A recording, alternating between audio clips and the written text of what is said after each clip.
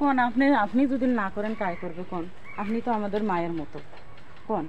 আমি দেখেন শোনো, আমার 2 লাখের নিচে হইতো না। আমি মনে করেন যে এই 50 কমে দিলাম ওই জন্য, আর এর মধ্যে আর কি আর আপনি নিজের বিবেকে কোন সেগুলো আমি আমার আপনি কোন নিজে আমি শোনো, আমার 4-500 টাকা নামি গেছি, তোমার যেমন গেছে তার থেকে আমার ডবল গেছে। যেটাই হোক, কিন্তু আমরা গরিব মানুষ হিসেবে আমার যে 20-22 হাজার টাকা গেছে কিন্তু অনেক সামর্থ্য দিছে, আমার তো আল্লাহ দেয় নাই সেরকম।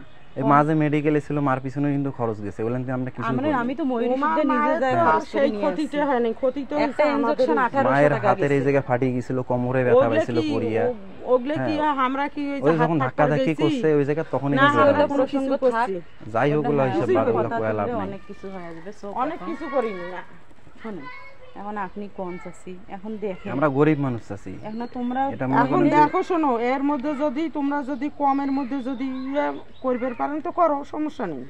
তোমাক যদি পরিবার পারেন করো, আপনি না করলে তো হবে না। 5 লাখের মধ্যেও যান, তাও তোমরা যদি এই কাটার থেকে যে বাঁচি ইস্পের পান, তখন মুখ কবর পাবে, তখন কম দেখি। মুই তো তোমাক তাও তো এই যে মনে করো প্রতিবাসী হিসেবে যা এই কথাটার মধ্যে মুই আসনু না। সকাল হলে চাচির কথা কি সকাল হলেই মুখ দেখা দেখি হয় না, যা হইছে হইছে। এখন তো এই মানবতাটা মুই তোমাক দেখানু, কিন্তু এই মানবতাটা মুখ বাদে অন্য কাইন্য হইলে কিন্তু এটা দেখাইতো না তোমাদের। ঠিক আছে, চাচি তো এখন আপনার ছেলের মতো আগেও তো কইছি চাচি, মেডিকেলও তো হাত পা ধরে ওই কারণের জন্য তোমাক যে কথাটা আমি কোনু, এইটা যদি তোমার কাছে বেশি হয় আমার মনে যদি অত কিছু থাকলো হয় চাচি, দেখো যে তোমার কত নামি যায় খালি তোমার 2-3 মাসের মধ্যে, তখন তোমরা বুঝবে পাইবে। এবার তো তোমার কথাটা কোনো তোমার কাছে তো অনেক বেশি হয়ে গেছে, তখন দেখবে না এই টাকাও যাইবে, কোনো কাজও হবে না। এগুলো এমন জারবে জিনিস। এখন তো বাংলাদেশ সরকার যে হাসিনা আছে না, এই মামলার ভয়ে যায় দেখো কোন জায়গায় যায় আছে, এমন জারবে। অথচ তো আমার তো হইলো টাকার অভাবই নেই। ছবি বেগম একজন মামলাবাজ নারী।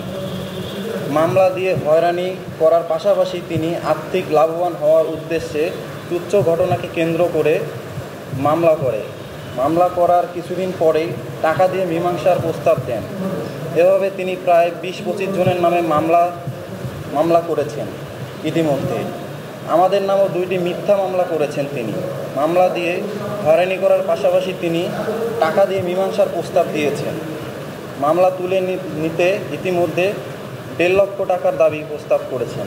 আমার প্রকৃত ঘটনা তুলে ধরে মামলাবাজ ছবি বেগমকে আইনের আওতায় আনার জন্য প্রশাসনের নিকট জোর দাবি তুলছি, এবং সেই সাথে আমার ও আমার পরিবারের নামে মিথ্যা মামলা তুলে নেওয়ার অনুরোধ জানাচ্ছি।